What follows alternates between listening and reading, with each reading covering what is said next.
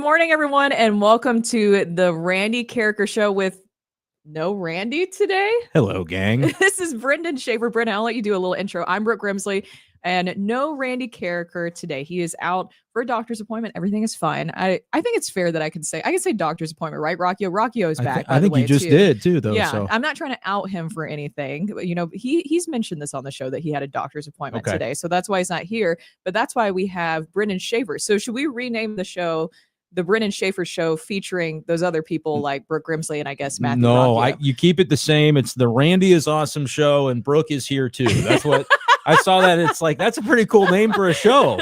That's a good name for a show. It's actually pretty fitting because I said it when you told me that. I was like, well, you could just say, and those other two people who are just kind of hanging around with Randy Carricker. No billing for Rock.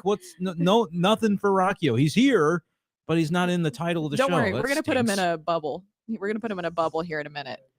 Yeah, we put him in a little bubble, and that's his feature on the show. Oh, he gets like a little, actually on the screen, he's got like a he's working on producer's bubble. Okay. Here it comes. All right, well, he's going to work on that. Yes, we're going to have Rockio in a bubble, and we have Brenden Schaeffer filling it. And Brenden, just give people, if they haven't already met you already with some of the other shows. He's in the bubble. Yeah, I'm in the bubble. You're kind of covering Brooke's face, though. That's a little okay. bit Well, mean. you know what? The bubble had to be a little big. I got a big head, and you guys have the bubble had to get in there. It's an absolute grief. An absolute melon. It's the first thing I knew when I met Matt Rockio all these years ago. Hey, by the way, you're coming. How long, like when you were born, I'm just thinking about this because I'm pregnant. So this is the stuff I think about right now. But when you were born, how big were you? I have no idea. I believe I was a very normal sized child. I don't think my head was outsized. My theory is that I'm just being honest.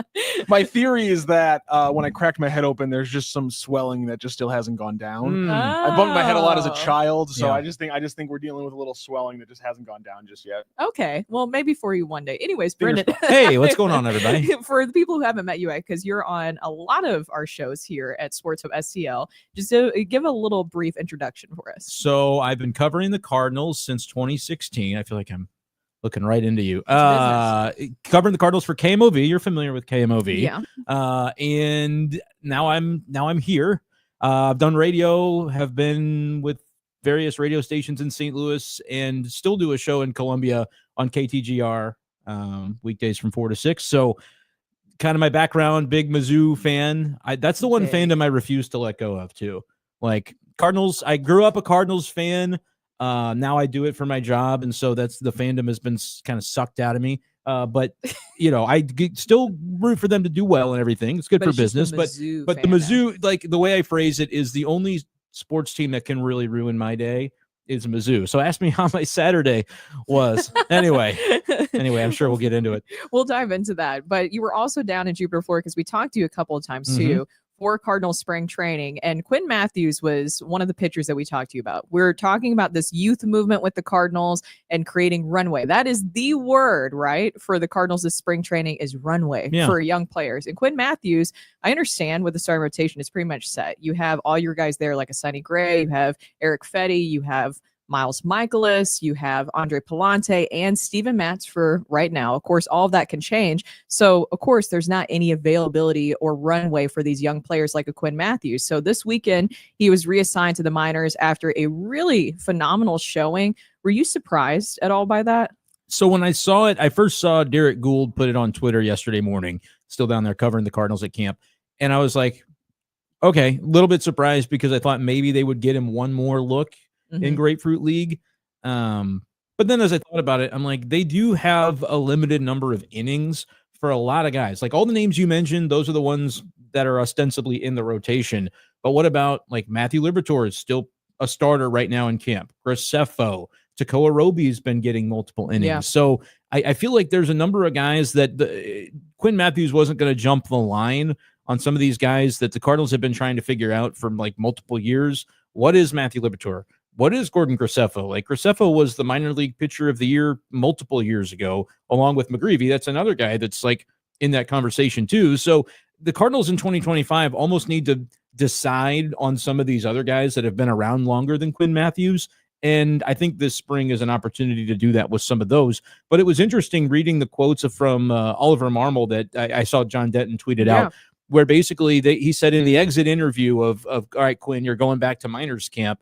They were really impressed to hear the feedback from him of the things that he learned about what it takes from a preparation standpoint at the big league level. Like, you got to realize this kid was in college, throwing in the College World Series a couple of years ago. And he's 24. He's 24. So he's on the older side for like a prospect, but he pitched several years in college, which means his readiness for the big leagues, I think, is a lot closer than what some other guys might have. But last year was his first professional season. Even though he ended at AAA, that was the first taste of pro baseball that he had in 2024. So I don't think it's the end of the world that he's going to go and begin the season in AAA. I think what'll be interesting is, like with Graceffo and Libby, maybe some of those guys end up in the Cardinal bullpen, and that sort of moves Quinn Mathews up the ladder as far as needing an opportunity when Steven Matz gets hurt or when some, so he's going to have a chance. It's just right now they got to figure out some other guys first. It feels really bad because we just keep saying this about Steven Matz, but it is true. Every single season, it seems like an injury just pops up for him. And Quinn Mathews, I think because he's 24 years old, it feels like that kind of runway would be a little bit shorter for him on his readiness because he just performed so well through every single level in the minors last year. Struck out a ton of 202 batters across 143 and a third innings. Yeah, pretty good. Yeah, he's really good. I just think that I want to see him at some point this season. I just don't see where that opportunity is because of those other guys that you mentioned too. And maybe I'm just kind of reading this wrong because I wasn't down there, so I wasn't able to see this. But is it correct that maybe it would be McGreevy getting a chance first, or would it even be a Liberatore who's in line first to maybe getting a starting job before a McGreevy and a Mathews? I think it kind of depends how many guys get hurt in the next 3 weeks, because if the answer is 0, then you're like, okay, we actually have pretty good depth that we can go into the season and kind of have the starting 5 that we meant to. And then the only question is, would they move a Matz to the bullpen in order to give a shot to McGreevy right away, or would they send McGreevy to Memphis? They're not going to put McGreevy in the bullpen. But with Graceffo and Liberatore, they could conceivably put those guys in the bullpen and have the major league bullpen be really strong. Are you only going to do that, though, if the other guys like Quinn Mathews, maybe Takoa Roby could get his name into this conversation? Like, are they comfortable with having multiple guys in the Memphis rotation that if April 14th somebody gets hurt, they can bring up somebody from Memphis to slide into that rotation spot and not have to do what they've done with Libby for multiple years, which is like, this week you're a starter, this week you're a reliever. We don't really know because we don't have the depth in the minors of ready pitchers to come up and take those spots. So I think this year they have more of that type of depth where if they tell Libby he's a reliever, maybe even Graceffo from day one, and those guys are performing in that role in St. Louis, they might be able to stick there because you may have more guys down below that are ready at a moment's notice. And that's a category that I do think Quinn Mathews falls into by, May 1st, May 15th, if he looks good in AAA. And make sure you get any questions that you have in the chat, and we'll get to those. So be sure to send any question that you have in and like and subscribe to the YouTube channel while you're there. But I'm still kind of confused about the message about the team going in this year because we're talking about that runway, we're talking about that youth movement, and we just talked about with the starting rotation, there's not really any chance for that youth movement. You still have Nolan Arenado here at camp, so then that kind of clogs things up with really everything positionally, not just third base with Nolan Gorman, but even too with the outfield. We've talked about that at length too. I guess I'm just a little bit confused about, are they still in that, like when you were down there, are they still talking about kind of a win mentality? And of course the players are going to say that, right? That's the key. The players are going to say that, but what is the front office approach to this? Because they mentioned youth movement. So I think all of us were fine with growing pains, but are they talking about kind of championships or that playoff mentality now that they need to win?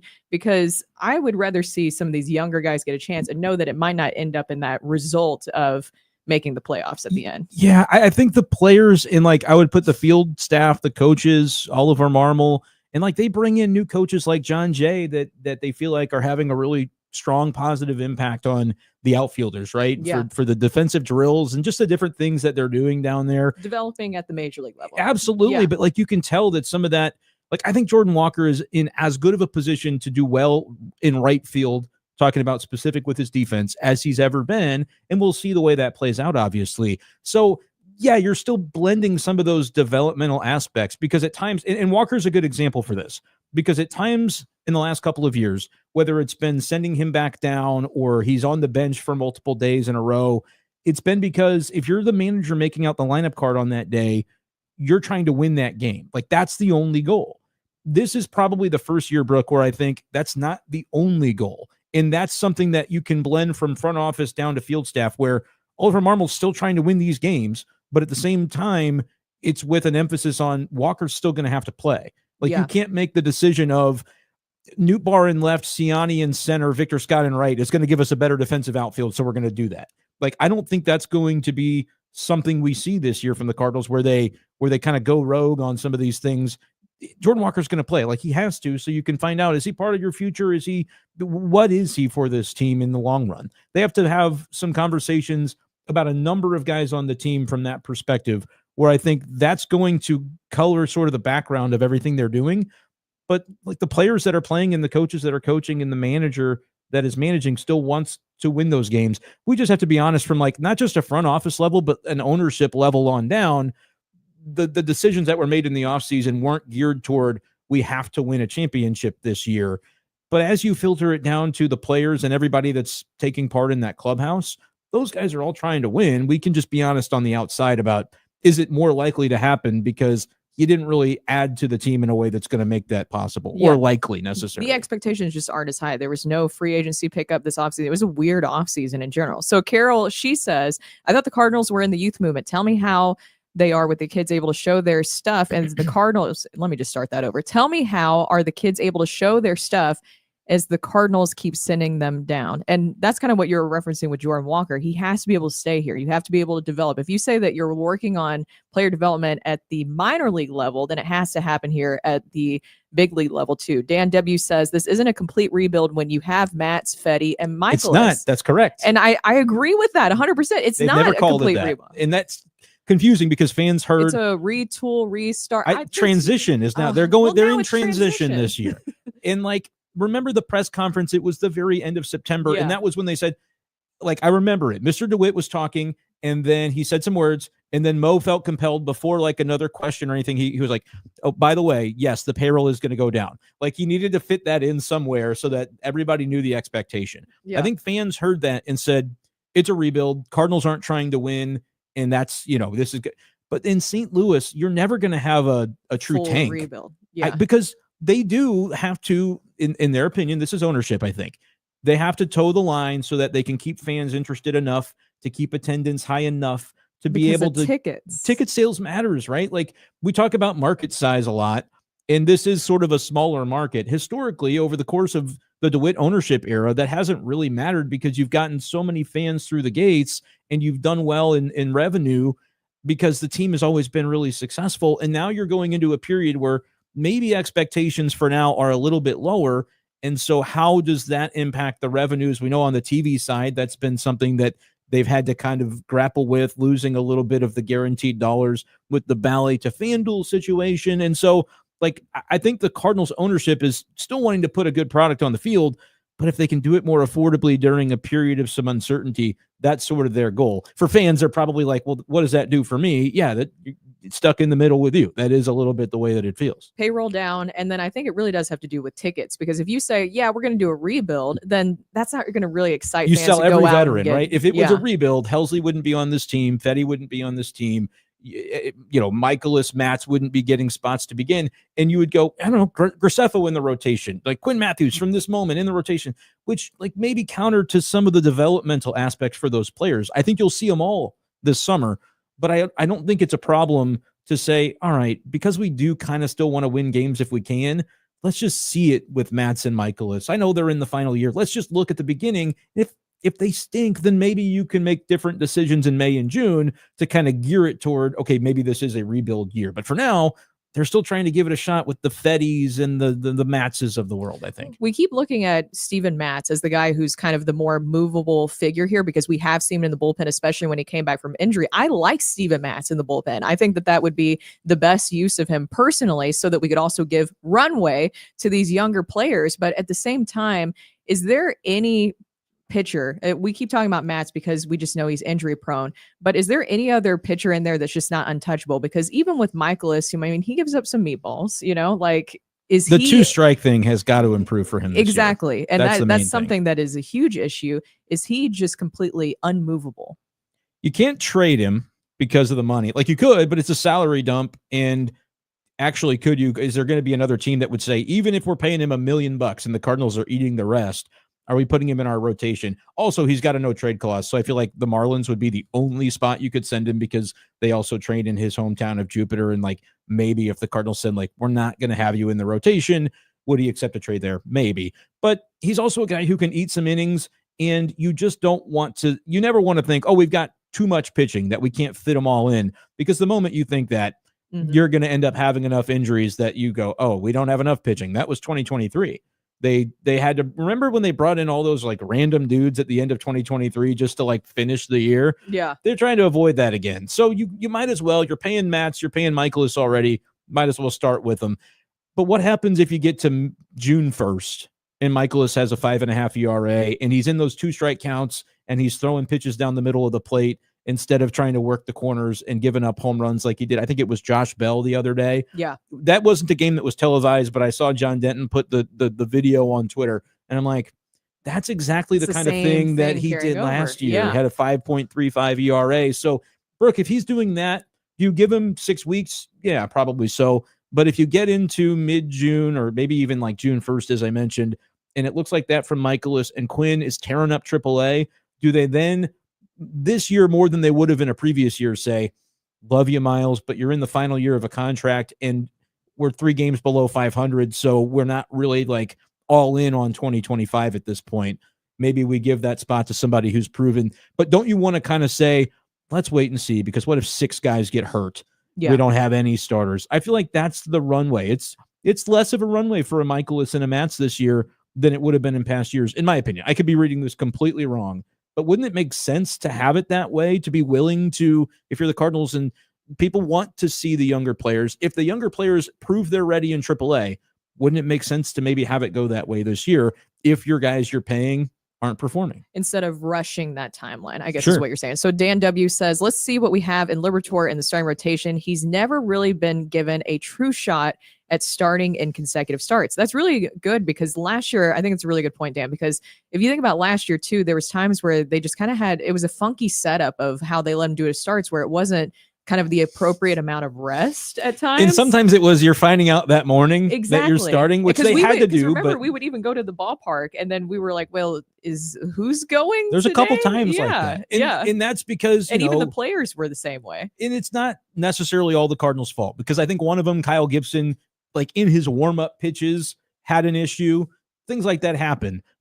Liberatore seemed to always be the guy that was like, throw Libby out there, because I guess they just thought he could handle it. But to Dan's point, like that's a fair thing to say. We haven't really seen Libby have that runway. He's been great in that relief role too. It's not like a full relief role in spring training, of course, but even when we've seen him in spring training, he's checking all the boxes. But what if he could do that as a starter? How valuable would he be he then? Would be really valuable. It's still that push and pull every time. Exactly. Thank you guys for getting in all your questions in the chat, and be sure to continue to do that. We have Claibs coming up here in a minute to continue on this Cardinals talk, because we also need to talk about Zach Thompson. That was a big thing from this weekend too, dealing with an injury. I absolutely hate that for him, but we do have to talk about the Blues just briefly here, because yesterday their 4-win streak came to a halt. They lost 6-3 against the Dallas Stars. They really need those 2 points to be able to lock up. Well, there was other factors too, but they really need those 2 points to be able to get that final wild card spot. I think it was just nice to see this team on a run. And we had the Blues Hub Weekly show with Jamal Mayers last night, and Jamal was pretty much saying, because we know we have the trade deadline coming up this Friday, Jamal was saying that he thinks that Army's mind is already set about this group. Despite that 4-game win streak that they had going on, they were playing really well, especially your leaders. That top line of Buchnevich, Thomas, and Neighbors have been performing really well coming from that Four Nations break going into this trade deadline. But he was still on kind of the side of this a little bit too late, and that Army probably knows what this group is at this point. Because right now, what's the status? They're like a point out of a playoff spot currently in the Western Conference.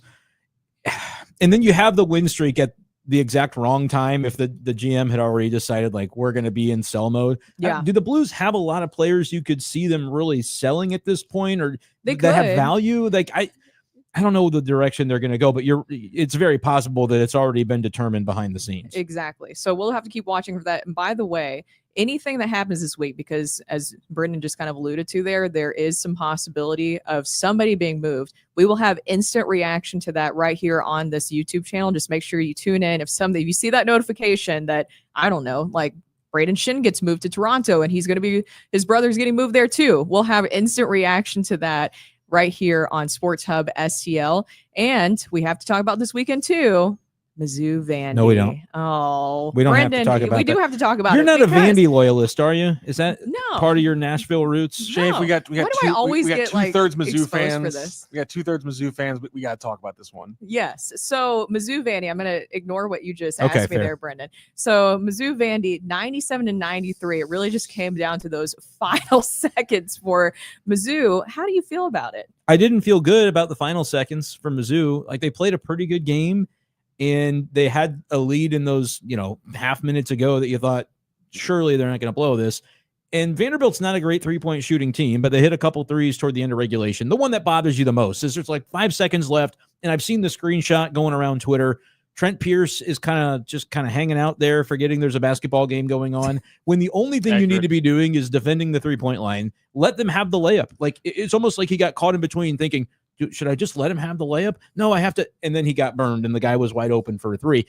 Before that, you could have fouled. Am I wrong, Matthew Rocchio? You could have fouled. You could have fouled. I'm also bothered by the fact that it was just a really simple, it's very basic play. When the guy drives baseline and you're standing in the corner as a shooter, you rise up the 3-point line. That's just, it's basic baseline drive or baseline drift. It's kind of like that tenant. It's a very simple thing. So the fact that there wasn't even like a down screen run to like get him that 3-pointer, the fact that it was literally just drive the basket, work your way from the deep corner to the break part of the corner, and you're wide open because you just moved 3 feet and the defender was caught looking. It was terrible defense. It's and listen, the Billikens got away with a game ago letting a wide open 3-point shooter at the very end, and it didn't kill them when it should have.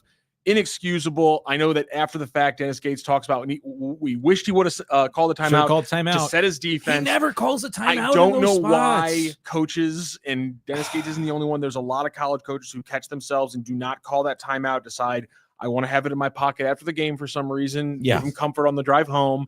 It was a weird move. It was bad, but I mean, this team's still going to be dangerous in March. The biggest thing I'm freaking out about, B-Shafe, did you see what college basketball team, low major, is having a historic season?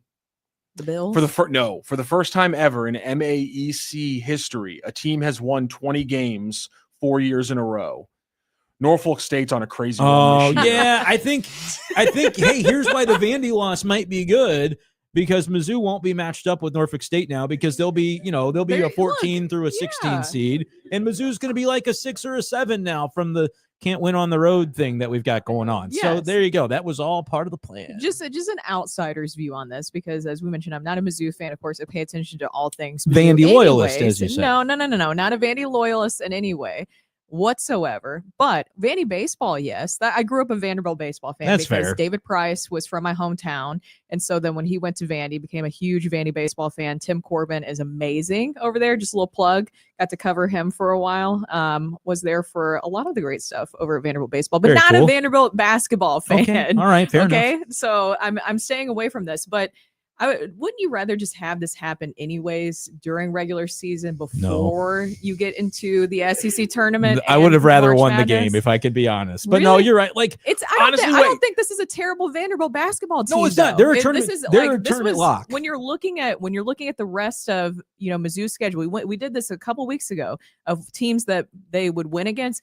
I think all of us in this room, when the Randy Carricker show, Randy and I, we Brooke all Grimsley. said, and Matthew Rocchio, that the Vandy one was kind of one that you don't know if you would be able to pull off a win against them or not. That was the toughest one remaining, in my opinion. Like Oklahoma coming up this week, and then even hosting Kentucky, I think, are more winnable than this one was. But we were right there. But also, maybe this is the crystallized moment that Dennis Gates needs. Exactly. So that in the semifinals of the SEC tournament, he call the timeout. He calls the timeout finally. You see, it's maybe a he learns his lesson. That's what I'm saying. It's sunshine and lollipops. Dan W says this is the most complete Mizzou team in several years. The sky's the limit for this team on a neutral court. They would be tough to beat. Signed a KU fan. Wow.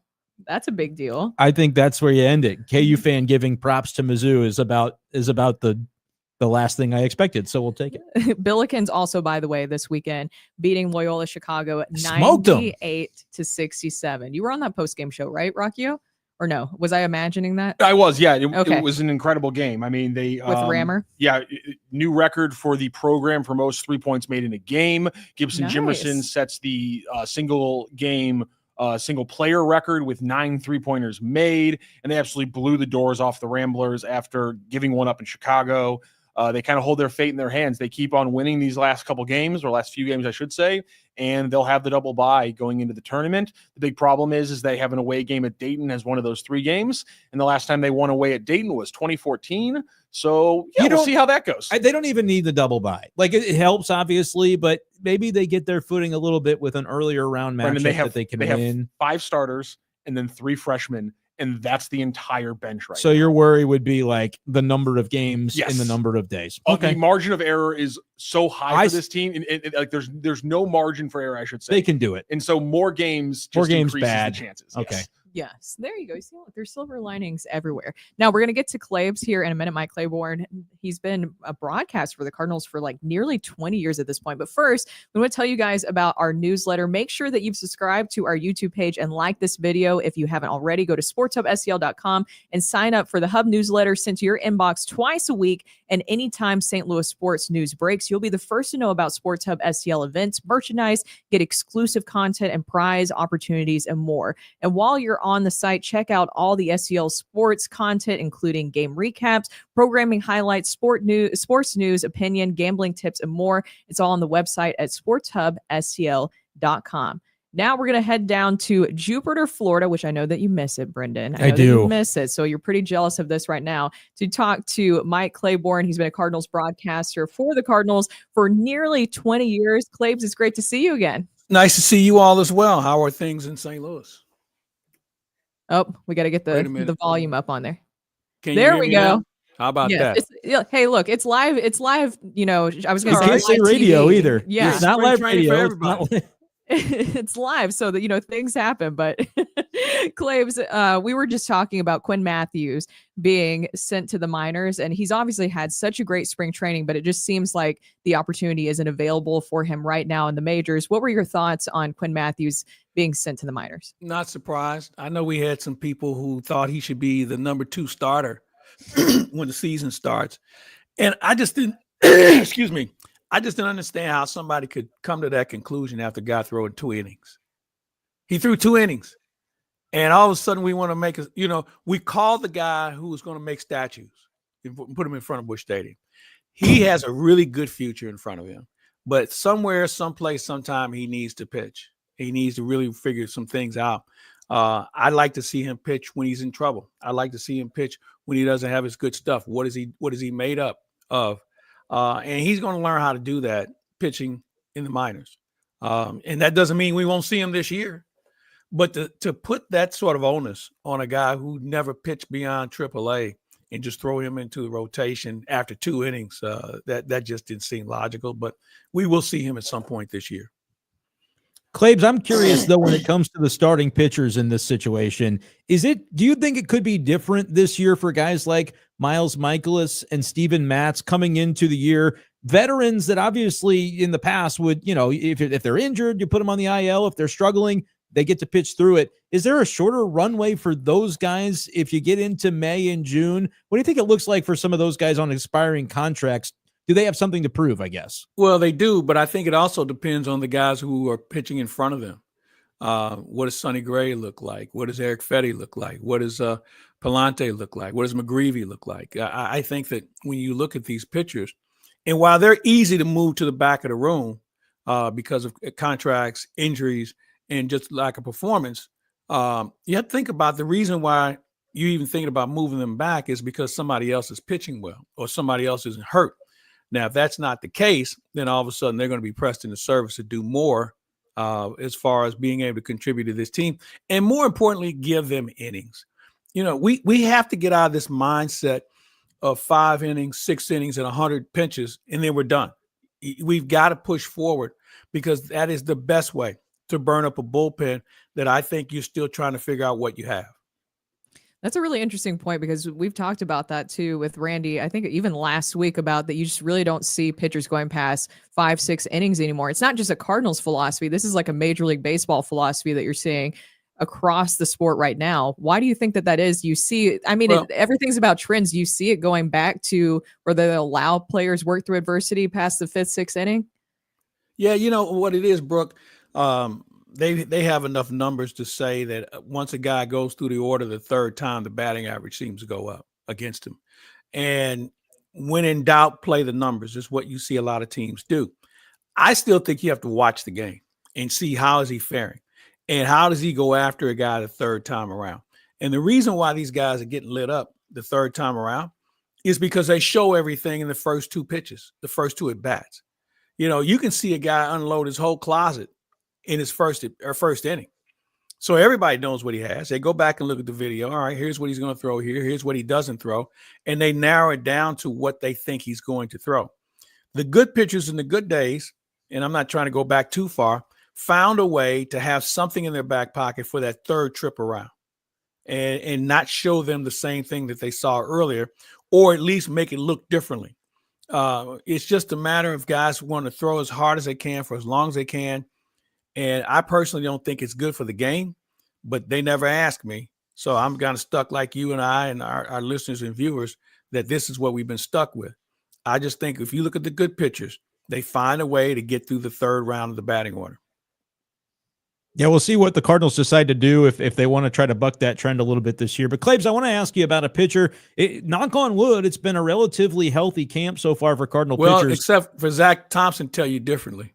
That's exactly the name I was going to bring up because this was going to be a pretty important camp for him. He sort of fell down the pecking order last year with the way that the beginning of the season didn't go well. He kind of disappeared to Memphis, Siberia for most of the season and had some injuries. Came in and sounded really enthused and excited about what he was looking to do this year when we talked to him back in January. But Claibs, now with this injury, it's basically going to knock him out for spring camp. What's your take on where Zach Thompson stands right now?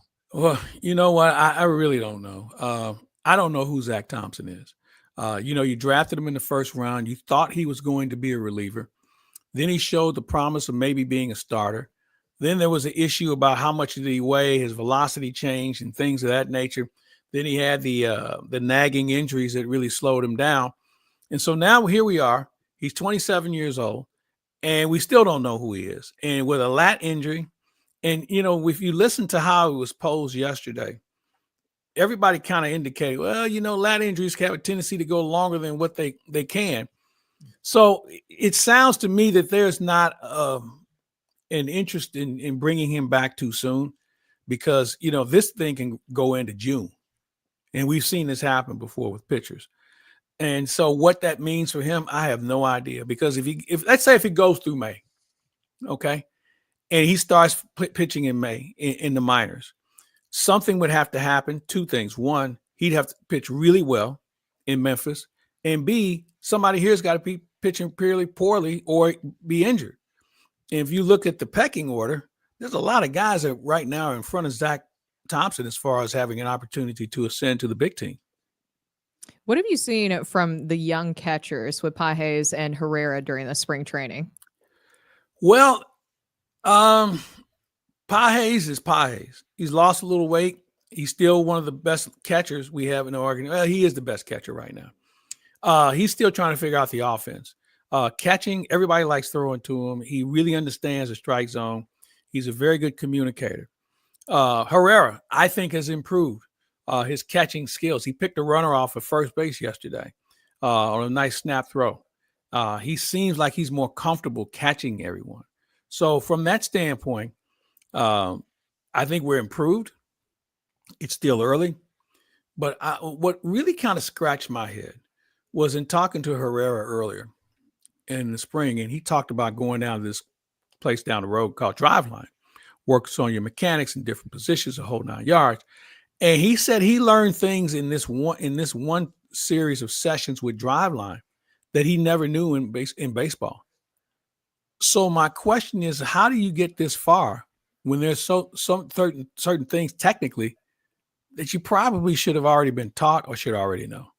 So it's almost like he didn't get out of line to learn how to catch again, but he's taking some things that he's really absorbed and really tried to grow those things. And footwork was one of them, trying to develop arm strength. And can his arm hold up for a whole year?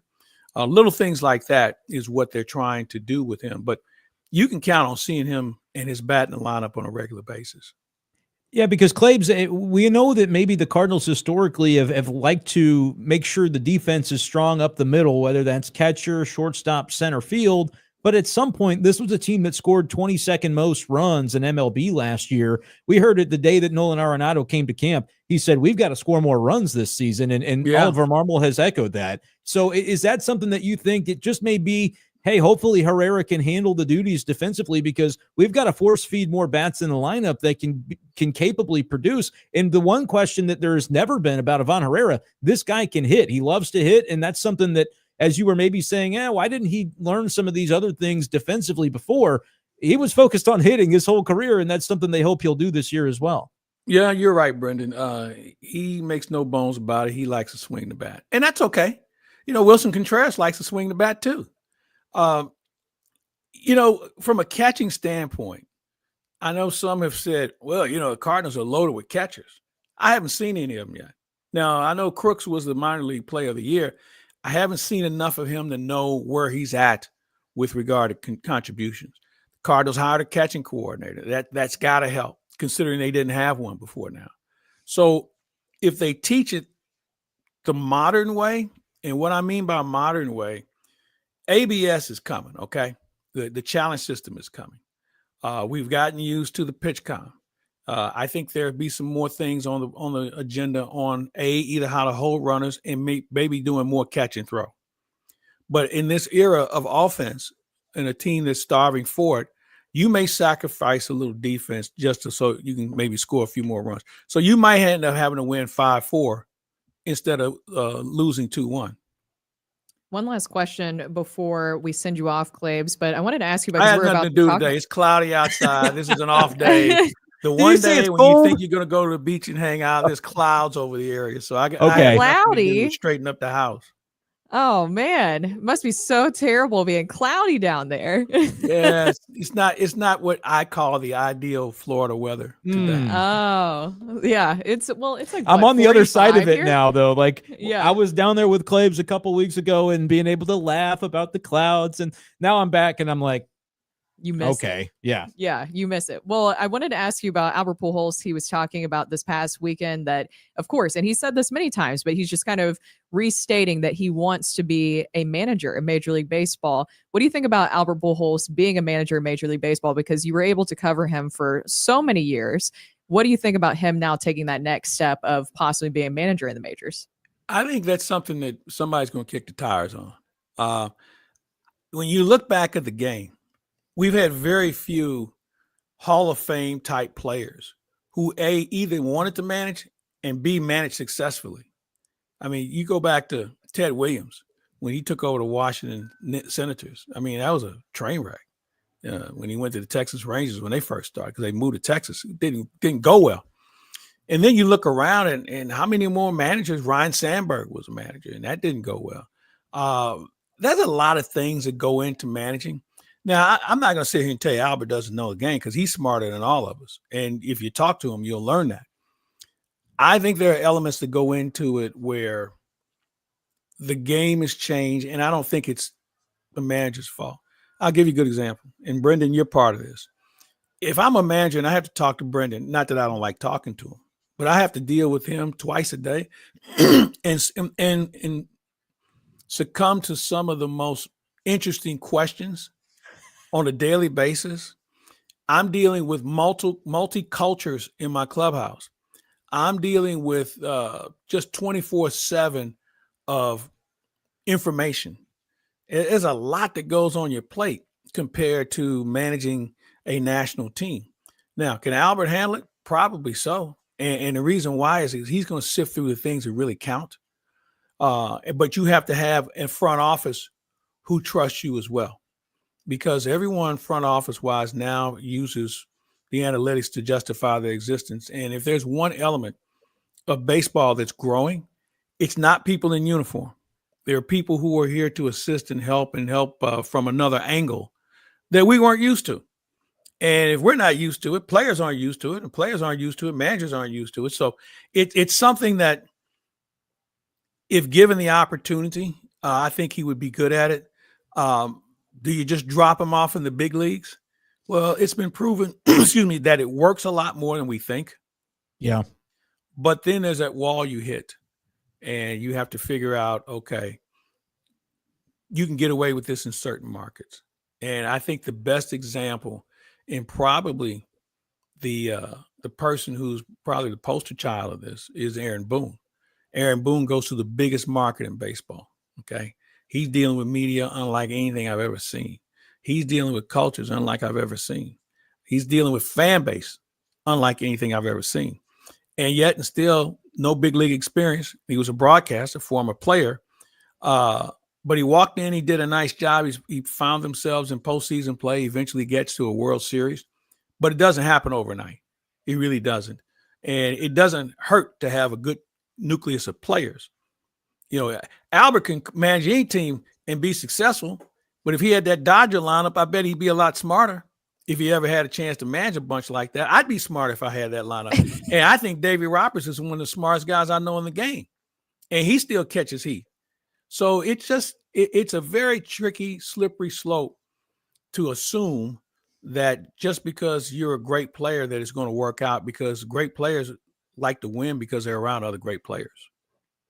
All right. Well, thank you, Clays, for joining us, and try to enjoy the rest of your day in a cloudy day. Florida. Well, you know what? I've kind of resolved myself to doing some things around the house and catching up on things. And, believe it or not, gradually packing, because I have a ton of games coming. I'm gradually finding, okay, this goes in this bag, this goes in that bag. So I'll be ready to go. And it's nothing like the last day. I'm the first one to raise his hand and say, yeah, it's time. It's time to go home. It's time to go home. Miss my dog, miss things like that. And I'm looking forward to opening day. And if you all could work on getting the weather to a reasonable temperature of like 74 degrees with no rain in the forecast, I would be beholden to you. Yes, we'll work on that. You just have to bring the nice weather with you, not this cloudy weather, but nice it's cloudy weather. You can put it in the garage as far as I'm concerned. What else you guys have for a show today? We're going to talk about, you're the headliner as always, Claibs. So you're the headliner. And then we're going to talk about Alber Pujols with what you were just saying about him wanting to be a manager in Major League Baseball. And then we're doing a little Oscars themed fun that Matthew has. Matthew Rocchio has like a little Oscars game. Now, did you watch that last night?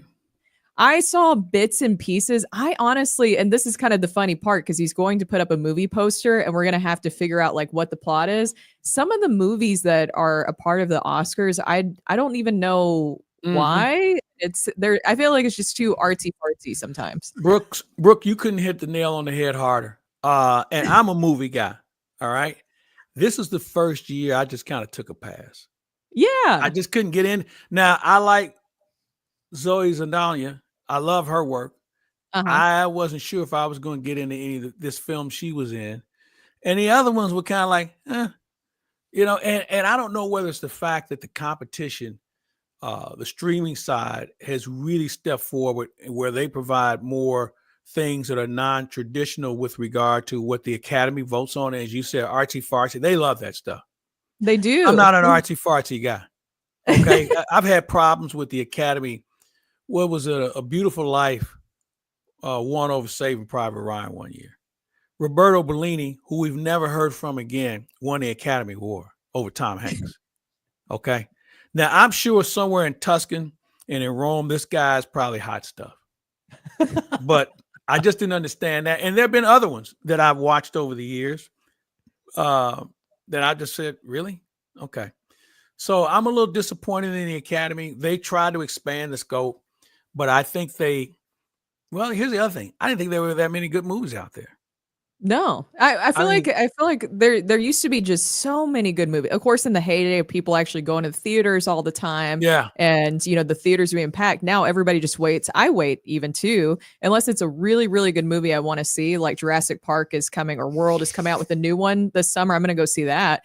But I mean, in general, it's just like we don't have the heydays of theaters anymore. And even in to your point too about the Oscars, it feels like they don't like movies that we as the public like. It's like they purposely pick movies that are like, yeah, we know you really like this one, but we really like this one that wasn't even in any theaters. Really, it's just like a small showing somewhere.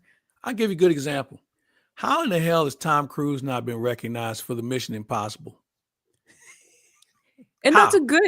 I mean, this thing makes he's a good actor. Trillions of dollars. Everybody knows who it is. I mean, that theme has survived, and he gets good actors to perform in it. And I'm trying to figure out why people like that. Now I know the Academy's kind of been anti-action, and they deem there too many special effects and places good acting, and there may be some truth to that. But when it's all said and done, I just think that we overlook categories that you and I and many of our listeners and viewers would probably pay closer attention to. We probably know more about the Marvel theater. We probably know more about the Mission Impossible characters, and anything that Tom Hanks is in or Harrison Ford is in. We know about those people. If Denzel's in something, people are going to stop and watch. But some of the people that they're trying, and they may be good actors, I don't know. I haven't watched them yet. And there's a good chance I probably won't, unless it's on a plane. And that's nothing against them. Okay. Everybody has their craft. I mean, can you believe they probably aren't watching this show today? What? The three of us hungover from last night, I'm thinking. But other than that, you would think that they would get it. They'd be here. Yeah. Point being, it just ain't my cup of tea. And I don't even drink tea. So my thing is, there's something for everyone. I just wish if the Academy wants to be more inclusive, let's start thinking about those other categories that fans pay to see. Did you see where this weekend the highest grossing film only made $15 million at the box office? Oh boy. And what was it? I think it was the Marvel deal. The Captain America movie. Yeah. And the second one was Woody Harrelson's new movie that only did like a little under 8 million. Now, back in the old days, you'd have 8 million in one night. In one theater. I mean, the way prices are in these movie theaters. So they may have to step back and look at that. All right. So now I'm off my soapbox. I enjoyed it. I enjoyed it because I agree with you. Well, thank you so much for joining us, Clay. Right, it's always gang. great chatting with you. Have a great week, and hopefully we'll have some fun things to talk about this week, Cardinal-wise. I think we're going to see a little bit of a different shift with regard to playing time and getting a closer look. And we didn't discuss this. Victor Scott's making a play for a position on this team. And I think if there was one thing they never saw coming was Victor Scott's emergence in what he's doing in the field, at the plate, and he's a different looking guy.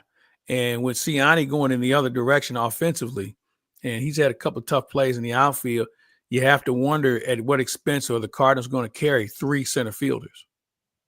Yeah, that's a really good point. I like everything I've seen from Victor Scott II. I mean, even just his comments, you can tell he's like an old soul. And I know, like, you say that with like a lot of people, right? But just even his comments, I'm an old about soul. Willie McGee. I'm old and a soul, so I fit that category. But you're right, Brooke. You can just tell. And he simplified things. I asked him, what did you do differently this offseason? He said, I simplified things and I started to know how to say no. I think he was drawn in so many different directions on hitting this way and hitting that way. And all of a sudden, it's just a lot of white noise and you don't get anything accomplished. But he comes in with a mission. I will say this about this team also. I've seen more extra work put in by many players than I have in a long, long time. And I'm talking about coming early, staying late, or working in between batting practice or lunch or whatever. There's a lot of detail going into what's going on in spring training, which gives me the feeling that this team will be beyond prepared, and don't be surprised at what happens early in the season. I love that. Well, thank you Now so much I'm for done. joining us, Clay. Now you're done. Now you're done. No, we never get tired of hearing from you, Claibs. Thank you so much for joining us. All right, gang. Have a great week. Take care. That is Cardinals broadcaster Mike Claiborne with a lot of insight, even on the Oscars, and I agree with him on that. And we're going to talk about that coming up after the Grim Report. But as you heard him mention there's a story out right now because Alber Pujols is doing his service time with the Angels. And of course, he was asked, he the personal services contract, the famous contract he signed. That's happening. And he was, of course, asked because he's been busy. I mean, he's been doing really well in the Dominican Republic, and he will be managing the Dominican Republic in the 2026 World Baseball Classic. And he was asked again about how he wants to be eventually a Major League Baseball manager. And he said, yes, I have always held on to that desire. And if the opportunity is right and they open the door for me, I've always said it openly. I want to have the opportunity to be a manager here in the big leagues. So Alber Pujols says that he wants to be a manager in the big leagues. Now you could just have everybody just kind of tuning in, weighing in on basically him wanting to be a manager for the Cardinals because he was with the Cardinals for so long. And then you can weigh into that right now because I just put up a poll on the YouTube chat. Do you want Alber Pujols to be a future Cardinals manager? Yes, no. And I put in the third option, yes, but not as his first Major League Baseball job. That right now is getting 19%. Even with the no, the just blank yes is carrying the way with 62% right now in the polls on the YouTube chat. So he says he wants to be a manager in Major League Baseball. And, Claibs is right. It's not this alluring job. They're not making like a ton of money. It requires a lot of hours and a lot of time. You're traveling a lot, so you're not seeing your family as much. There's a lot that goes into being a Major League Baseball manager, and it's not maybe the most appealing job out there in the world, especially with kind of the emphasis on analytics. And, Alber Pujols, just watching him here in his final season playing and just what he was able to do, he worked really well with the young players. I mean, when he walked in the room, he commanded respect and everybody paid attention because of who he is. But you could tell that he actually took the time to work with all these young guys, veteran guys, and he's a great leader. So I don't doubt that he would be a fantastic manager, but what is the right fit for him? Because I don't know if the Cardinals would be the right fit just because of the things that we're talking about there of kind of those expectations. Now we're going into this retool transition phase. Is that something that he would really want to take on? I have a variety of thoughts. Number one is the Cardinals do still have a manager. They do. I know everybody likes to kind of, fantasize about that not being the case. But they have a manager that I think is really good. So and I understand people are going to hear that and you have your opinion already formed. But I think Oliver Marmol is a very good Major League manager. Being able to see what goes on behind the scenes is a lot of what informs that opinion that I have. That being said, obviously it's going to be a topic. If Albert wants to be, and I do think it's a little bit different for Albert. Yachty is another guy that is, bandied about. He wants to be a manager someday. Is he not still managing Puerto Rico? I don't know if that's the case for WBC, because that would be very compelling to see Albert and Yachty potentially managing teams against one another. I guess whoever wins would then get the first right of first refusal to the Cardinals job if and when it should ever open up. But I think for Yachty, he was only ever in a Cardinals uniform. So nobody would want to imagine Yachty in a different uniform, right? But if he wants to manage, that's very much a distinct possibility. Albert was with the Angels for 10 years and he's on that personal services contract with them now. So maybe a little bit different there. I don't doubt for 1 minute that Albert would be a really good Major League manager. I think he would be really good at it. I know what Claibs had mentioned about it's rare to see superstars that were as players turn into really good managers. I think Alber Pujols would be able to do it. Some of the media stuff would definitely take some getting used to. Because they have to talk before the game and after and the after, game. And it's after. It's not like with a player where you kind of have some time to decompress. You can on some nights, and for Albert, it's not like he talked every night, but he was the face of a lot of the teams that he's on. Mm-hmm. So if the media horde is coming to your locker, you can blow it off and say, no, I don't want to talk tonight. But then that, how does that look? And so he had responsibilities, whereas maybe the 26th man on the roster doesn't always have to talk as often. But you go into the podium and you're in front of the cameras, and that's right after the heat of battle, and that's not optional. And then you do have to answer some questions that maybe are not the most fun or maybe might be a little bit silly. I mean, Brenden, this one over here just always asks the most ridiculous questions. I ask the bad ones. Myself and Jim the Cat Hayes, we ask the bad ones, and everybody else asks the good ones. But that's part of it where you don't get to decide what question gets asked. Yeah. And if a question is off color or dumb or whatever, how do you approach that? Do you answer it with some straightforward dignity and just try to brush it off, or do you succumb to it because you just had a tough loss and tonight you just want to rip that person's head off? And so that kind of comes across a little bit in the way that you answer it. And then how do you handle that person the next day? Like, and the media stuff is not the biggest aspect of what it would be as an adjustment. It's kind of like part of the annoyance. It's part of it that you can't avoid. Yeah. And it's not to say he would want to avoid it. It would just be an adjustment factor for sure that I think, would take some getting used to. I have no doubt that he could do it. I think it's interesting though. Would it be his first job? Manager will be his first job. He's not going to be a coach. He's not going to be a manager in the minors. No. When you're that big of a presence as a player, you kind of get to dictate your terms. And as Claib said, we have had examples of guys who don't have experience that come right in and they take over that role with a big league club, and it either goes well or it doesn't. But like, we've seen that enough times that Alber Pujols is not going to be a bench coach. Like as a good example, a Skip Schumacher, a Daniel Descalso, good baseball minds, maybe future manager in Descalso's case.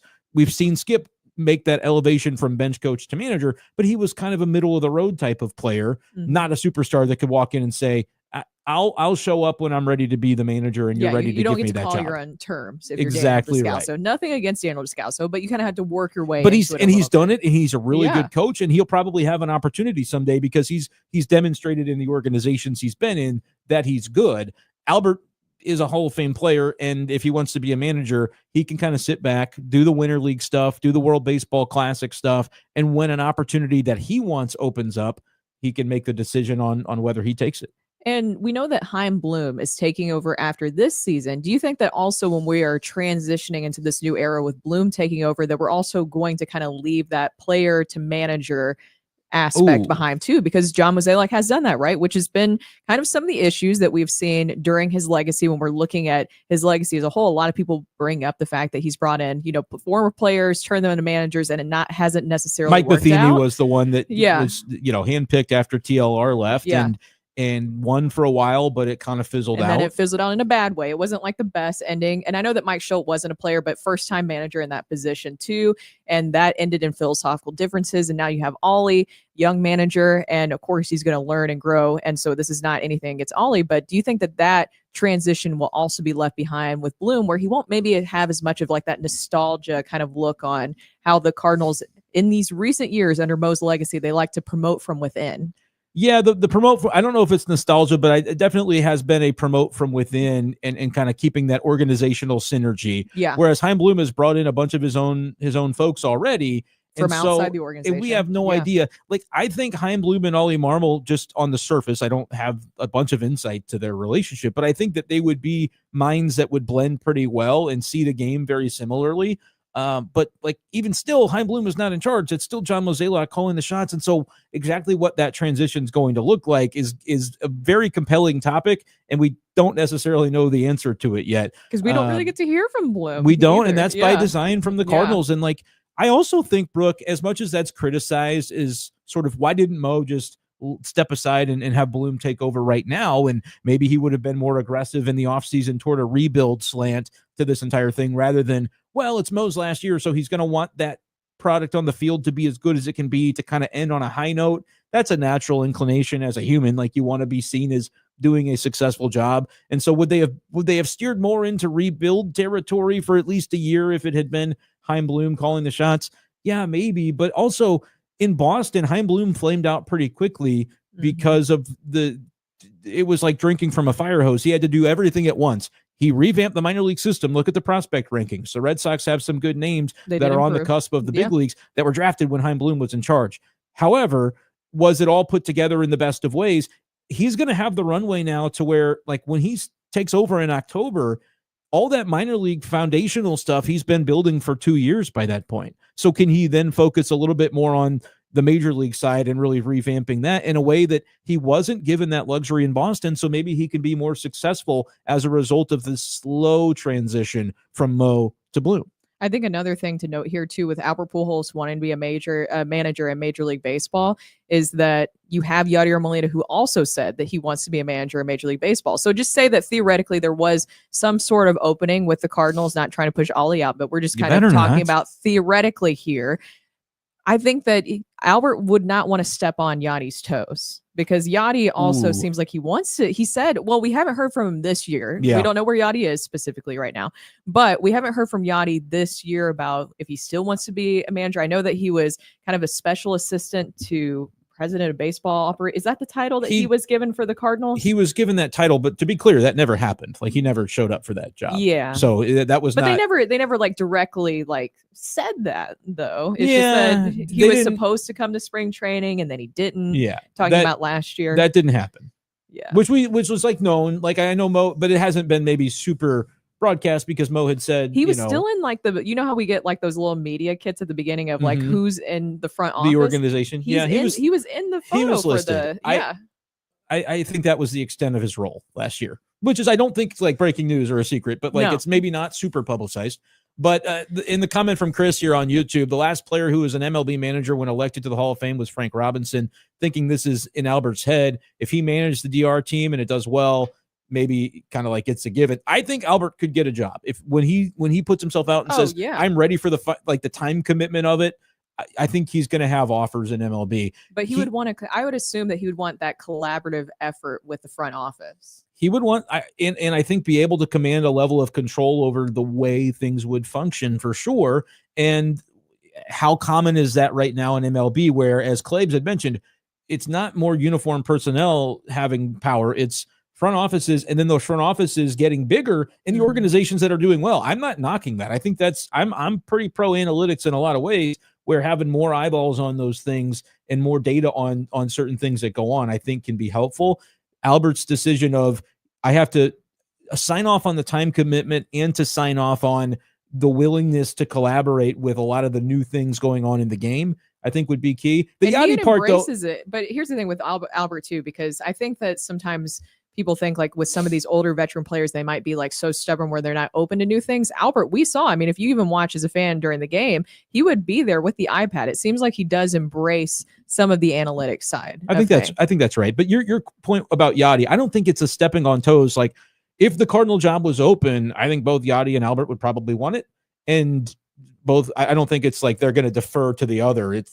That's just business. And I think, again, if it were open, I'm crossing my fingers that it doesn't open. I hope the Cardinals have a good year. I hope Ollie gets another extension. I think he's a good manager. Leave that for what it is. But what would you say if it was open, Yadi or Albert? Who would you prefer to see?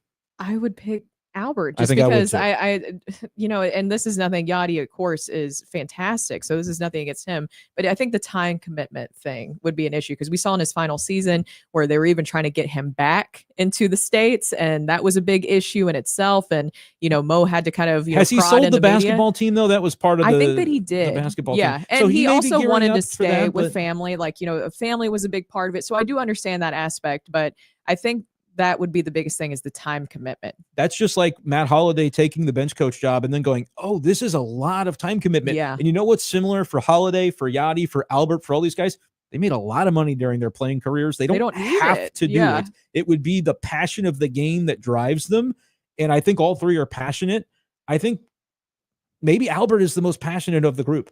Like, I don't know if that's accurate, but like you can just see it working out where it's like, I understand what I would be taking on and I'm ready for all that it entails. And so talking with the soul kind of on that says, if Albert is recruited as a Cardinals manager, does Matt Holliday reconsider coming back as a coach since most of his kids will be in the majors by that time? They'll all be in the majors. He can see more of his kids by coaching in the majors. And I have no idea what that would look like as far as because again, I think Oliver Marmol should stay the Cardinals manager. That's my stance. But if Albert were to get a job with the Cardinals or somewhere at some point, isn't Matt Holliday also the caliber of baseball guy where he might want to be a manager himself and not a bench coach is like the most thankless coaching job in baseball, where you're kind of grinding through a lot of what a manager does without maybe the accolades or quite the same level of salary either. So I just don't know that that's going to be a vibe for Matt Holliday. And I think it's really important to note with Matt Holliday because it seems like it just continues to grow every single year. You see, Matt Holliday knew that the Cardinals were going to be terrible, and that's why he didn't want to be the bench coach. You see that all the time on social media. But it's not accurate. And it's not. And the thing is, unless Matt Holliday, who is a very devout Christian, is lying to us, which is a sin, Matt Holliday. He's not. Then he really did. I think just thought he would have the time. Then of course his sons have just been on a tear. I mean, he Jackson got to see the last year of Jackson, did he not? Like that was in the same time. And that's important. frame I understand that. of playing ball yeah. before he's like, it was just probably, it sounded good on paper. And then you got into it and thinking, Wow. Here's what I have been missing when I've been playing every summer. And here's what I don't have to choose to miss now with my family. I'm sorry, guys. And I respect him for it because he did accept it originally, but then he said, oh, wait a minute. This is not what I want for my life. And I feel bad about it, but I need to cut ties with this decision and did in relatively short order. And the Cardinals still had time to find somebody new. And Ethan did he just finish up his final year of high school? I believe. So I think that was another part of this too, is that he wanted to finish up, make sure he was there for Ethan in his final years of high school. Totally he gets ready. Not a conspiracy of, I knew the Cardinals were going downhill. And so no. I think that's not like a case fiction. where he said, I don't want to be around the team because I just don't think the Cardinals want former players around anymore. I can't even. Oh, please, Jim. please give me a break. Give me a break. Jim Edmonds. That's what that was a shout out to. All right. That was the Grim Report. We're talking about Alber Pujols wanting to be a manager eventually in the big leagues. Now we have Mathews benchmark, which we've been teasing and we've been talking about because the Oscars happened last night. I honestly don't watch TV that much anymore unless it's sports. So I didn't watch the Oscars. I just kind of see clips on TikTok. So I'm familiar with some of the movies that are on there, but not completely. There he is in his bubble. There's Matthew Rocchio. Yes. And so this was an odd Oscar season, I think. I didn't see a ton of the movies, but I dove into the drama around a lot of them. Okay. And some of the plots of these movies are absolutely just the most insane thing you've ever seen. And so I decided I was just going to throw up the movie poster of some of the crazier ones. Now we're just doing Best Picture nominees because it's insane to me that these were nominated for Best Picture and somehow Dune 2 didn't win. So I'm just going to throw up a couple of these movie posters. I want to see if Brooke and Brenden are able to tell us what happened in this book. First of all, we're just going to go right off the jump and go for the Best Picture winner. Did this win? Okay. And that was Honora that actually did win Best Picture last night. So a love story from Sean Baker. And look how happy he's. You can't tell us what's happening. Aren't we supposed to guess? It's on the poster. Oh, is it really? Is that what that says? It says it on the top of the poster. A love story from Sean Baker. It does say that. Okay, so Rock, I think this movie was about like a love story from Sean Baker. Yes.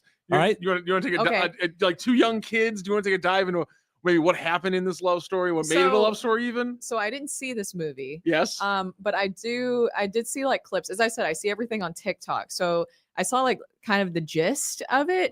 It's about like a stripper. She's the stripper who's also kind of like a hooker and he's like a rich Russian guy. And these aren't middle school children. No, these are adults. These are adults. And I thought that was the prom. No. And he's like a rich Russian guy, and they like fall in love. Nicely done, Brooke. You are essentially correct. TikTok saved referred to, and us. It was referred to as. You don't see I didn't see. I thought that was their prom, and they were in the photo booth. Sometimes I can watch a whole movie on TikTok. Yes. Oh, shorts. I've watched some movies on shorts before. There's no doubt about that.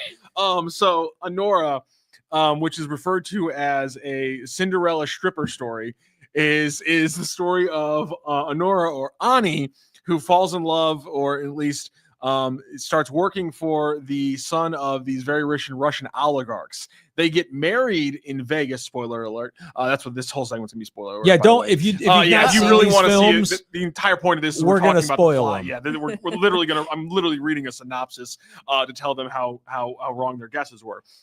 So they get married in Vegas, him being the son of Russian oligarchs and her being, again, a Russian exchange student living in New York who's being a stripper. They're not too happy about the match. And so his parents force him to break up with her. But there's a lot of things that happen from the early in the movie of them getting kind of engaged in Vegas to the very end of the movie, which for calling it a Cinderella story, certainly didn't end like Cinderella ended. And if we're talking about like prostitute or stripper like Cinderella stories, obviously Pretty Woman is the better one. Top of the list. Top of the list. But Honora walks away with some of the winnings from last night. I mean, they cleaned up all over the place. And so apparently a very good movie according to the Academy. Andy says, well-deserved. Honora was great. Maybe I'll watch it, but I don't know. That doesn't pique my interest. Andy also said Substance was wild. So if that's maybe maybe don't give us the ending because he said that's a crazy ending. So did if watch Substance that is on the list, I won't give you the I don't wanna ending, but I spoil it. can't promise that I'm not going to give you That's a little okay. bit. Let's move to our next one. And this was one that if you guys didn't see this on social media at some point, then you're like Brooke and you're just not on X the last few weeks because Amelia Perez. I'm not even on X, and I still have seen Who's people in talk this? about Amelia this. Perez, Selena Zoe Gomez. Sal- that does look like Selena Gomez. Zoe Saldana and Selena Gomez were the supporting actresses. Okay, in so this are movie. do we guess at all what it is, or you seen this, Mill? You know what it is? I know that it's been controversial because the lead character, whatever her name is, she's been controversial here lately with the things that she's been tweeting out. Oh, okay. But And you haven't things even that- seen it, so So Carlos it's a Sofia musical. Gaston is the Yeah. actress you're referring to. It's a musical. I know are they in a that. girl band? Is that what it is? Is like No. Fifth Harmony type of vibes? So that's what you think it's about? That's so far. I'm looking at the poster. I'm trying to Okay. feel my way through this. I like girl bands. Good girl bands. So- a very wrong but very good read. It's not. Tell me if I'm wrong, because once again, TikTok gives me the gist of things.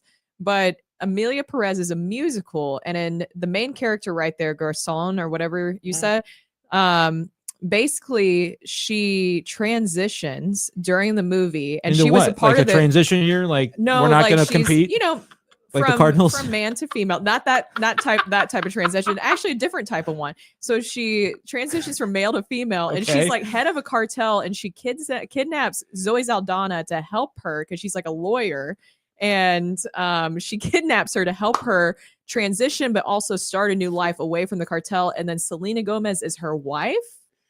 Yes. Sure. Yes. Okay. You are the fact that you didn't see this movie and you got every single one of those points. She is has absolutely TikTok. That's insane. why. So Zoe Saldana won the award for Best Supporting Actress. She is an attorney. Or is it attorney or detective? I keep blanking Attorney, on. detective. It's a Mad Lib. I The think whole so. film. Oh, she's an I think attorney. She's an legal. attorney. My bad. Sorry. There's a lot of weird stuff going on in this movie. It's a very odd movie. I can't believe that it got all the award it goes back to nominations what we were talking about with Claibs. Artsy fartsy always Yes. wins. So Zoe Saldana, who again wins Best Supporting Actress, is a lawyer, Good. and the Carlos Sofia Gaston was a cartel leader who transitions to a woman to transition into a normal life because it's kind It's of like an identity reason. it's That's awesome. That's awesome. Well, not only in identity reasons, they actually are scenes where they talk about how she had moments of dysmorphia Okay. as a child with like So- somebody else who experienced this stuff. So Pretty good. It gets was really real. it was almost like the cover for I Did you don't watch want to do this? this, Yes. but I'll do it. Did no, you I'm like just it? really good at reading synopsises. You haven't Synopsi? seen this film? No. I was going to ask for your rating on out of 5, but a girl band. Yeah. Brenden I Schaeffer thought is a it- wealth of What pop it- what culture is your knowledge. she's tomato raising her meter hand on up this? like It does kind of look like that. So anyway, the cartel leader transition. Selena Gomez is the cartel leader's original wife. Then you get a 5-year time jump. ooh. No one knows who anybody is anymore. We're back in Mexico City. People are getting kidnapped. Fingers are getting sent in the mail. As one does. There's a shootout at a hostage giveaway. So like it has all the A cartel hostage things you would giveaway. expect. Like it's almost like if you take a little Sicario and pour it into a bowl and you got your basis, then you got to throw on all this, transgender kind of stuff. It was onto a the top of it transition out of year. nowhere. It's a transition year. So No Brooke, big deal. Brooke, you're killing it right now. You're Well, tied so in. I'm impressed. She cheated. No, I didn't. I haven't watched these movies. So let me explain myself a little bit because I'm the type of person where, if I'm reading a book, I'll actually Nickelback. like reading the end of it Oh, I've I'll- done that before. because I don't I like do that with surprises. movies So sometimes, this too. is what I do with movies is that Sickos. I'll kind of look up on TikTok kind of like the synopsis of it Oh my basically, God. and then I'll decide if I want to watch it or not. Do you And like- but you don't so wanna far be I didn't wanna surprised. watch Wait, do you anything. I pull don't up like surprises. I Do don't you like any pull surprises. up before the last couple sentences of the synopsis I'll, just to make sure you don't get anything spoiled? She doesn't No, I care. don't She care if wants it's to know. And I've done that Wow. before. yeah, I do it all the time. I've done it with TV shows where, like, if there's a character that I'm going, I really hope they don't die. I'll pull it up and it'll status alive or not. And if it's not, I'll go, all right, well, Yeah. at least I'm braced for it. Especially if it's a dog movie, I got to know what happens. Like I have Fair to know enough. what happens. Okay, so this one is Nickel Boys. Nickelback. Nickel Boys. So that's another boy band. No, these guys, Nickel Boys, Nickel, that's money. These guys are like Wall Street guys. Is that accurate? I haven't heard. I of this really one. wish that was true. I really They're wish that not was Wall true. Street guys. No, it's an incredibly depressing movie. I have no idea. It's an American masterpiece, though. But a new they one. look happy. But They they do. look happy. Well, the one looks happy. The other one looks like he knows something. Is this like a thriller of some sort? No, it's not. So Nickel is actually a boarding school. and these two kids are sent there, and they meet each other there, and it's a pretty horrible movie. Okay. Honestly, I think it is actually a fantastic movie. This is when I actually saw the first hour of it, and then I wasn't able to finish it because I had a schedule thing that. I thought you were going to say it was like so dark that you refused to continue. No. It would. I will say. Rocco turns it off. I'm an emotional person. This movie wrecked you, huh? Yeah, you didn't even finish it. This movie so you I didn't even get a chance to finish it, and so I'm not going to spoil the ending because I don't know what the ending is. Because you don't know actually. Because I don't read spoilers of movies I'm about to go see. Brooke, you I don't know why you're person. shaming. Those guys are That's not such a on weird- Wall I'd Street. like though. They are not on Wall Street. It's what I saw was incredible. There is a I'm waiting for it to that hit they're streaming standing so that I can jump in and finish it. Okay.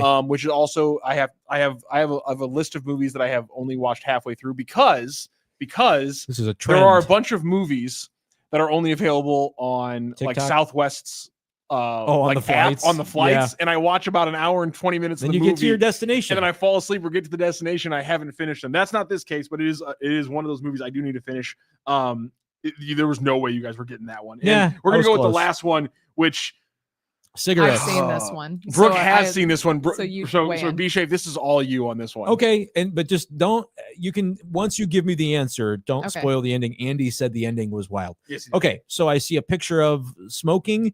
So I assume it takes place in a bowling alley in the 1980s. What? And well, sure, you could smoke in the bowling alleys back then.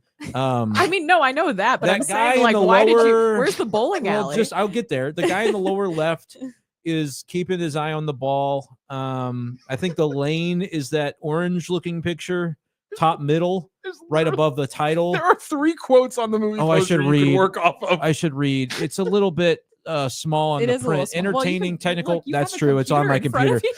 of you. A fearless. I don't like the font of that. The most You're right. It is sickly, hard to read. entertaining theatrical experience of the year. Well, that's probably a bowling movie. Yeah, What? an instant body horror classic. Okay. Does that help you? What does that mean? Does that help you when you read that quote? Are specifically? they taking that guy's eyeball out of his body in this film? All Is right. that part of it? So They scoop it out with a spoon. Is that what this Honey, the is? premise of the substance is that there is a special kind of drug out there that allows you to split allows you to create essentially a copy of yourself, and in this situation create a copy that is much younger than you, And pretty. and you have to, and much prettier than you, and those kind of things. What? But you have to Yeah. live in both bodies every other week. So There's every a 7 days balance. you have to switch which body you're in. But the problem is you're supposed to be kind of one consciousness sharing bodies. But the problem is we get a little kind of schizophrenia play midway through the movie. And now we got kind of 2 sides of the same person are kind of separating from each other. And then stuff gets really, really freaky for the last 35 minutes. I don't want that. Yeah, the I don't last want that 35 part. minutes are grotesque. Because I think I would actually watch this movie as much as I at the beginning was do you concerned. like gross things? Is it probably gross? I don't. Body horror is exactly what you would body guess horror. it is. Okay, regardless, I can handle it. I think I give my review on this movie at some point down the road after watching it. I'll watch it. Okay. I watched it. I don't think I would ever watch it again. Okay. So that's my review of Well, that. Okay. My problem with the substance is that when they showed the clip, Absolutely no desire to watch this movie, Dan said. Yeah, if you can't, I mean, it's gross. I'm just gonna take I a think wild that's guess the that best Dan- way. Dan Well- W is probably batting 0% on the 4 movies we put up today. Dan W said absolutely no desire to watch this movie. And then what was the comment that it was a body horror at the bowling alley? A body horror movie That at a was bowling Andy. alley. Actually, one time I was bowling and I was practicing my 7 pins. It's the one in the corner. I forgot that you're a bowler, Yeah. so that's why you were thinking about Wait, a quick bowling question. alley. I've always wondered this. Which one's the 7 pin? Which one's the 10 pin in the corner? If 10 is- if I'm looking down the aisle, If you're looking down, to the right is the 10 pin. and the left is the 7 pin. Uh-huh. Got So it, for okay. a lefty, No idea. I'm kind of having to flatten my wrist out and throw it to the left side of the lane toward the left gutter, but I don't want to have it go in the gutter or miss it to the right. It's kind of the toughest one because you have to throw it straight rather than throw like a little more of a hook like I do on all the other shots. So one time I was younger, I was practicing at the bowling alley I was at. You could set up the 7 pin only on repeat. So I was just doing that a bunch of times.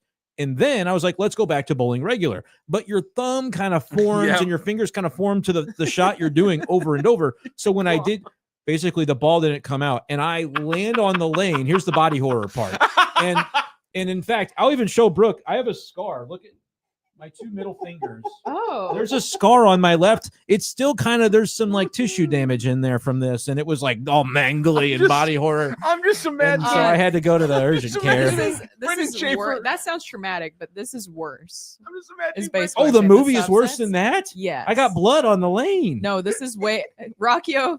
It's all way purple. worse, isn't I'm it? sorry, because all I'm picturing now is Brenden, who I think we got like these caricature headshots made. Oh, yeah. I honestly, Brenden, I need to see like you as like a cartoon or a Muppet, because I feel like you pull off those looks extremely well. And so Yeah. now I'm just picturing like a Looney Tunes version of Brenden trying to go bowling. His hands get stuck and he just gets and he gets like taken down the entire.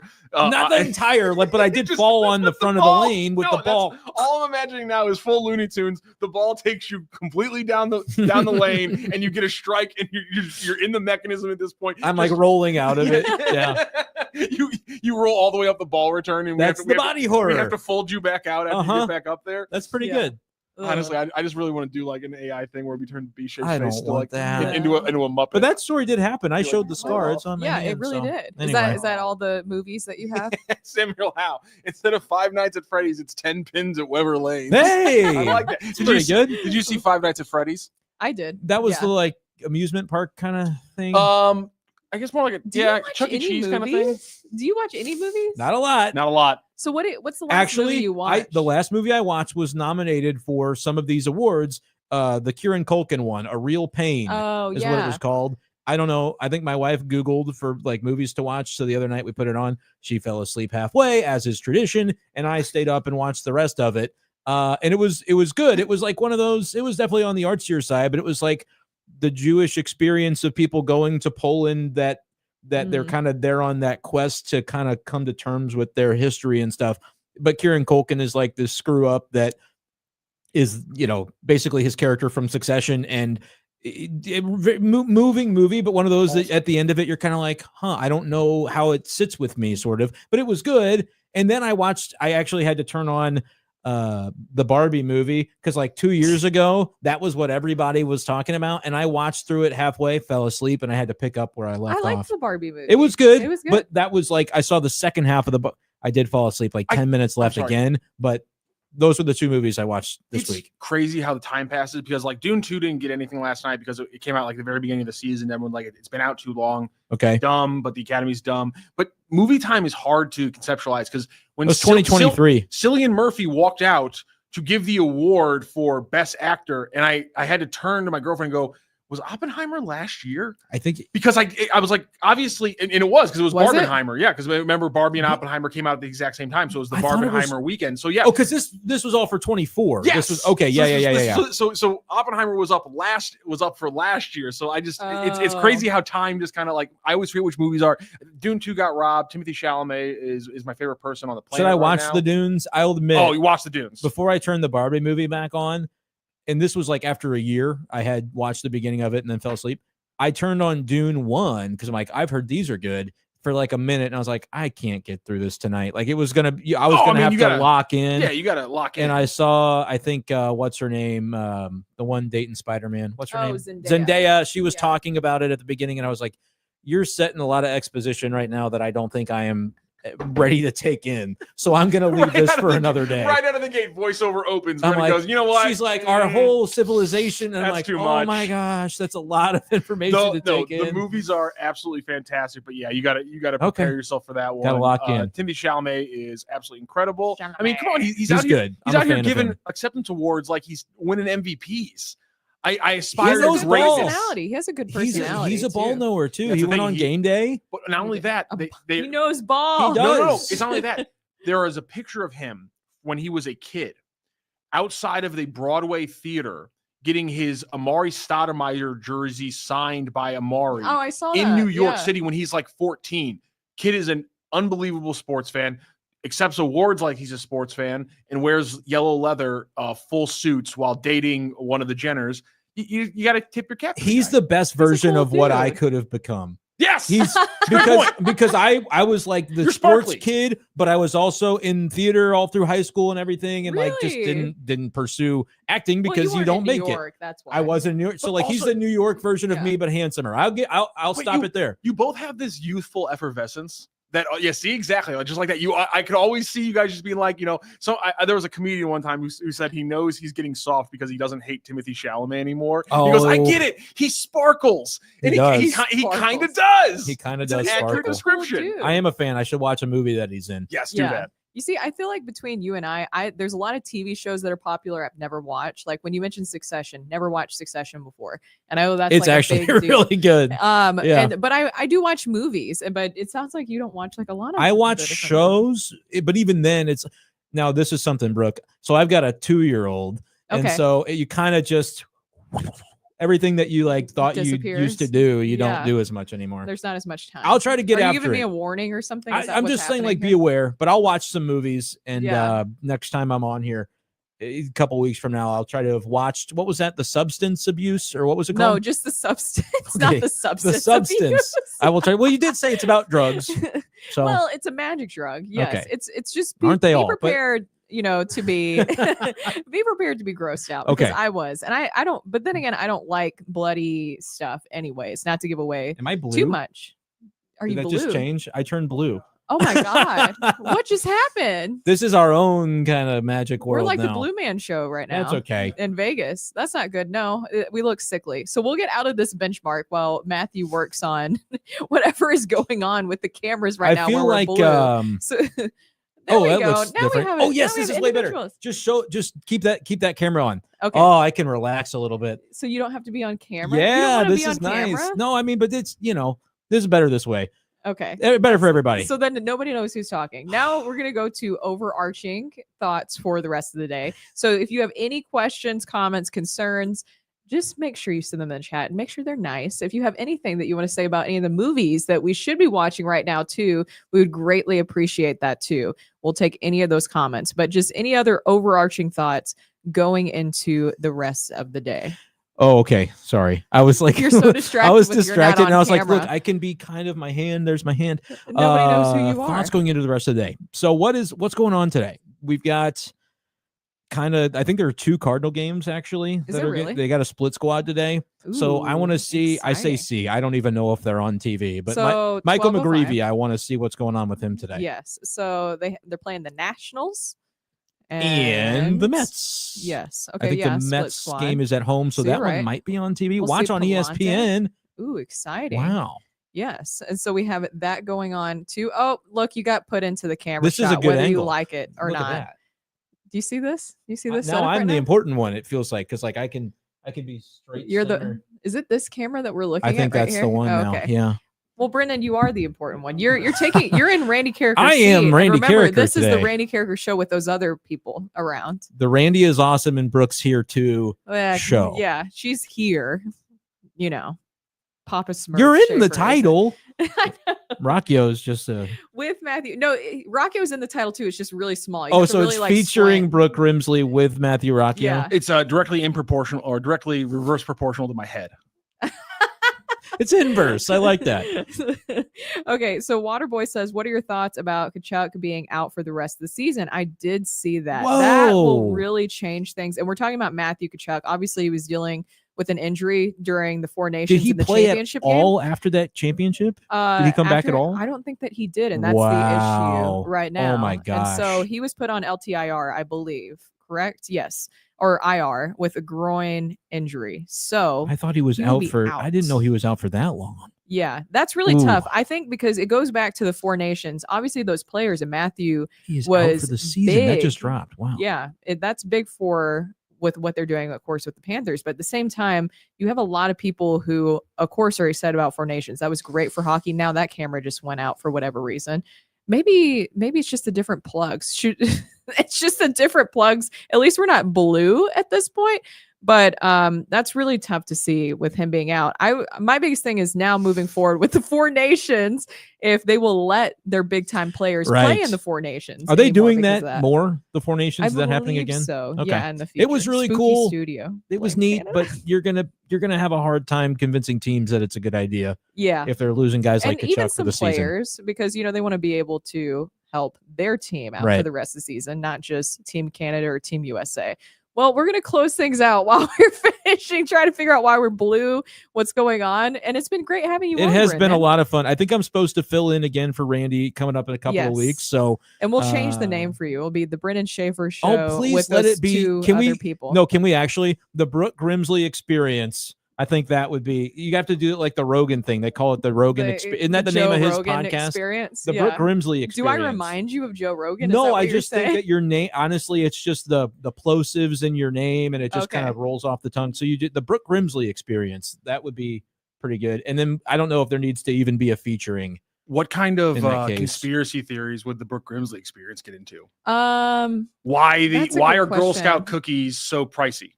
No, I don't mind the price. They're delicious. I think that would be more of a conspiracy theory about like what do they put That's in not them? the conspiracy they're talking about with Girl Scout cookies on Joe Rogan.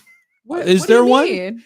Apparently there was a study that came out. There's an unhealthy amount of like metals and glyphosate in these Cool. cookies. That's what makes it good. That's actually it also helps you at the airport security line to get stopped. You know, 'Cause you just got metal don't in you. take the Girl Scout cookies with you to the airport is the lesson learned there. And by the way, you guys were talking about it earlier. I can't believe this is actually something we have to like hone in on and it's special. But the Cardinals game is on FanDuel TV tomorrow. Oh. How about that? Is it tomorrow or today? I thought it was. They're off Somebody today. said No, they're off today. Today's Monday. I lied a bunch Monday. earlier. Yes. I said They're it's a off split today. squad, and that's I was trying all to fix your cameras tomorrow. while you guys are lying to Yeah, the he would have It is corrected me. tomorrow. That's all Yes. tomorrow. I They're was just off looking today. to assume they played. They are on TV tomorrow, Twice. which I know has been very few and far between. Yeah, twice. So we actually get to watch some pitchers actually throw some pitchers instead of just look at spin rotation data and hope John Denton tweets a video. Palante going against the Nets and McGreevy against the Mets on ESPN. So those you have to pick which pitcher you'd rather watch. Can I close out? I just want to wrap up the show because we have a consistent camera now, so we don't have to go. Yes. Are you happy enough with I'm the happy. youth? Oh. With the youth move by the Cardinals this year, if those two pitchers are, or let's say, or just Palante and whoever your other young arm is, if it's two of the five who are in the starting rotation, is that a good enough start for the youth movement by the Cardinals this year? I think so, because I think that you also don't want to rush the timeline with some of the players. And look, it is the situation. It seemed like there was, and maybe I'm mistaken, but it seemed like early on during the offseason, they were maybe approaching Sonny Gray and others about a potential move, but Sonny Gray wanted to stay pat with the Cardinals. So there's not much you can do there because Sonny Gray has that right to say that he wants to stick around. Yeah. So I don't blame Sonny Gray if he is buying in, and it sounds by all accounts from the young pitchers that he's helping them out. I don't blame him for wanting to just stick around and stick it out with the Cardinals. I think that's fine. I agree with what Claves was saying earlier. I want to see Quinn Mathews, but I also don't want to rush his timeline. And so I'm fine with him starting out in the minors. I just would like to have seen him one more time in spring training and get one of those starts. But it's just the situation they're in right now. And inevitably somebody is going to get hurt. And that's the thing, like the clear runway for the rotation wasn't as much of the focus, I think, from like the front office perspective, which is fine. Like that's how they were billing it, though. The runway has to be for the position players. Walker's got to play every day. Gorman's got to play every day. I think it's a little bit trickier with him because I think you've on paper with no injuries, Alec Burleson kind of misses out, and he's a bat that was very prominent. Burleson is like the odd guy out in this situation because you heard Claves earlier saying that either way, Herrera is going to get time in the lineup. Will. I don't know if it's going to be 100. Like he's not going to catch every day, but he's going to catch. But will he be your DH then? He'll be your DH against left-handed starting pitchers, I think. Yeah. Which is fine because all the other guys we're talking about, like Burleson, are left-handed hitting, and so it's okay to have him be more of a platoon. But the platoon side that you play the most would be against righties, and Burleson doesn't really have a spot on paper if you are going to prioritize Gorman, prioritize Walker, and not put Nootbaar in center field, which if Victor Scott continues this way, he should just be in center field. I'm not pro Newt in center, so that's kind of why I think. Are you an anti-Neuter? I love Newt should play every game in left, but I think they should have a better defender in center and therefore a better defender in left. And I think Victor Scott II is the future as your center fielder. And that's nothing against Siani. And, you know, as Claves mentioned, there has been some like kind of recent struggles that we've seen with him. I think Victor Scott II is clearly your future as your center fielder. Yeah, and I think Siani, I hope he stays on the team. He is a little redundant with Victor because they're both left-handed hitting center fielders, but I really like Siani's game. Maybe he fits more as a fourth outfielder if Victor rises up and just grabs the job. That might be the best thing for the Cardinals in general to have that play out that way. Yeah. I appreciate Claves for dropping that bomb of us as he was leaving. And actually, before we got into the movie thing, yes. Yeah. And I don't mean to program it your show for you, but Cards Up 365 is coming up at 1 p.m. It is. I'll be on here again. I think I think there's a good chance maybe we see that Claves clip and maybe dive into the VS2 sealing himself a spot at center field, because it's not something I expected. And I guess part of that is it happened so fast last year and everything was so positive that it just seemed like there was a little shine that had come off that story a little bit. But man, I guess part of that is the positivity around Michael Siani. But if he's not hitting, and all the conversations has been the lack of defense, if you're trying to play Newton center, I that might be the single best thing I've heard out of anybody covering the Cardinals in the last week from spring training, that VS2's pushing for a spot again. Did you eat at Leftovers down in Jupiter, Florida? I didn't eat at Leftovers, and that was like your place with Maurice Drummond, and we would go there like every day for lunch. I like it a lot, but it's just Leftovers is so it was a little bit, and it's not that far from the Roger Dean, but it's just like a little bit out of the way of where I was having to do my daily trek. Yeah. And it's good. It's really good. I have just a couple other places that I prioritized, and you're only there for so many days. And so I feel like you're making excuses, because I'm Leftovers not. was always It was really good. It was always a priority, and you guys took me there like 5 times in 1 week. You can't just talk about how great this place is. I'm gonna need to know, like, what's your base order, Brooke? If we have listeners who are in Florida visiting, sandwich. It was some sort of fish sandwich. They had good seafood there. Yeah, okay. So a lot of fish sandwiches down there. I got another seafood place though. It was like a nice, like you could walk in. It was just like a good. I typed in Leftovers without. I think any it's more upscale too. I think it's a little. Would you say a little more on the upscale side? It's like Florida upscale. It's Florida upscale. Okay, I was gonna say it's called Leftovers. How upscale can it be? No, but it's the food shack is like their main location, and it's then really they have cute. an offshoot. It's like a cute little place. It's cutesy. Like, it's the food is just so good. You can't go wrong with like anything there. I will say I'll never forget the first time I went down there. I'm just like a baby reporter, and we were given like a stipend, and it wasn't much for food. You were just given a stipend for work. And so I also, when I moved here, I was just not, you're not making a lot of money, right? You're grinding it out. And I was poor. So I was really depending on, just sticking to my stipend for every single day. And Maurice and Frank Cusimano and them always want to go to these nice places. Yeah. And I'm like, I'm going to run out of money. You're like, I want to eat actual leftovers to get through the day. I can't, like, sometimes like leftovers would be the only meal of the day for me, because I would blow through the rest of my stipend if I ate with them at every single place. It's hard to keep up sometimes because they have nice taste. All right. 2 more things, then this is how we're finishing the show today. Okay. What movie are you watching next? What food are you eating next? It sounds like The Substance is the movie I'm supposed to watch. Okay, then next Thursday or whatever it is. I know my answers. That's a good point. Yes, that's a really well. I mean, like, as long as you're done with your food after the first hour, just do not have any food left or expect to have an appetite. Why is in the last 40 minutes? You guys are not building this up in a way that makes me want to body follow through. horror movie, Brenden. I didn't like it, so I'm just trying to be honest. I just don't understand why it has to happen at a bowling alley. That's the part that I don't really. There's no bowling alley. I thought, is The Big Lebowski your favorite movie? No, I like that movie, but it's not my favorite. Okay. So what I'm gonna eat? Probably. Oh no, you see, look. Now we got to get off here soon. We got to wrap it up now. We got to. What I'm going to eat? Sandwich. What am I going to watch? Nothing. Thank you guys for joining us today. That was Brenden Schaeffer filling in for Randy Carrico. We'll see you guys tomorrow.